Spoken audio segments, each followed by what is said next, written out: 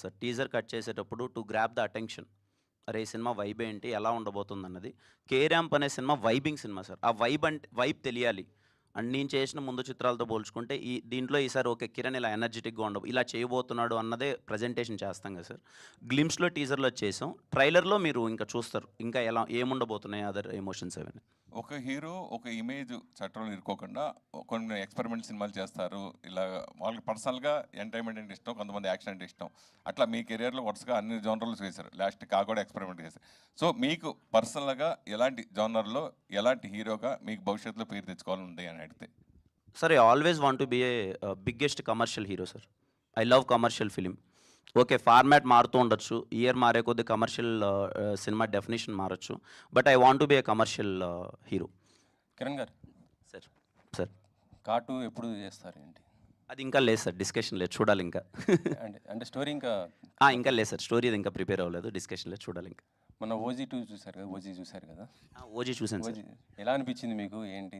నాకు బాగా అనిపించింది సార్. అంటే ఓజీతో నేను ఎక్స్పీరియన్స్ చేసింది ఏంటంటే సార్, ఆ 2:30 గంట థియేటర్‌తో పాటు ముందు 4 రోజుల నుంచి వైబ్ అయిన ఒక యుఫోరియా ఉంది కదా సార్. చాలా రోజుల తర్వాత పవన్ కళ్యాణ్ ఫ్యాన్స్ అందరూ నాకు తెలిసి ఇప్పుడు మేము కాలేజ్ డేస్‌లో నేను పవన్ కళ్యాణ్ గారికి బిగ్గెస్ట్ ఫ్యాన్. అప్పుడు కటౌట్స్ కట్టడం, బ్యానర్లు వేయడం. చాలామంది చదువుకొని అలా వెళ్ళిపోయి జాబ్ చేసుకుంటూ వాళ్ళు సరేలే అని కొంతమంది అంటే అది ఉంటుంది కదా, ఇంకా పరిగెత్తుకుంటూ ఫస్ట్ డే ఫస్ట్ షో చూడనోళ్ళు కూడా అలా వెనకాలకి వెళ్ళిపోయినోళ్ళు కూడా ఓజీతో నాకు తెలిసి మళ్ళీ అందరూ ఒక్కసారిగా అలర్ట్ అయ్యి, ఒక్కసారిగా వైబ్ అయ్యి, ఆ ఓల్డ్ డేస్ అంతా గుర్తు తెచ్చుకొని ఆ 2.5 డేస్‌ని ఆ 4 డేస్ ఆ ప్రీ రిలీజ్ ఈవెంట్ జరిగినప్పటి నుంచి ఆ 3 డేస్ ఎలా అయితే ఒక ఎంజాయ్ చేశారు చూడండి సార్. చాలామందికి నాకు తెలిసి పవన్ కళ్యాణ్ గారంటే ఇష్టం ఉన్నోళ్ళకి మోర్ దెన్ సినిమా ఆ 4 రోజులు వైబ్ అయిన విధానం చాలా బాగా ఎంజాయ్ చేశారు సార్. అంటే మీరు ఫ్యాన్స్కి ఆకలి తీరింది అంటున్నారు, మీ ఆకలి కూడా తీరిందా?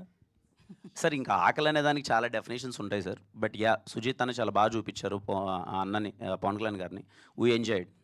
ఓకే. నాని గారు, చైతన్య గారు, నాని గారు.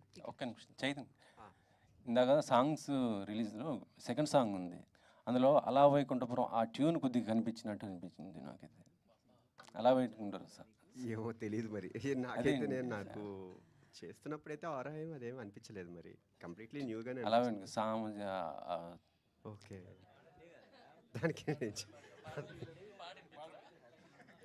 కానీ అంత మంచి ఆరా రీచ్ అయింది అని అనుకునే ఒక రకం ఏదైనా క్రియేటివ్ ఆర్ట్ అనేది ఒక వైబ్, ఒక కంపోజిషన్ ఎప్పుడు మనసులోండి వచ్చిన కంపోజిషన్ ఎప్పుడైనా ఆర్గానిక్గా వచ్చేదే. నేను ఎప్పుడైనా ఆర్గానిక్ కంపోజిషన్స్ ఇష్టపడతా.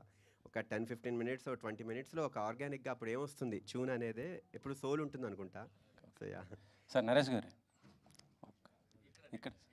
అవును సార్, ఇండస్ట్రీ బాగా మంచి హిట్ ఉంది, కానీ కొంత పొలిటికల్గా ఏదో కొద్దిగా ఇబ్బంది పడుతున్నట్టు అనిపిస్తుంది సార్. అంటే ఇటు చిరంజీవి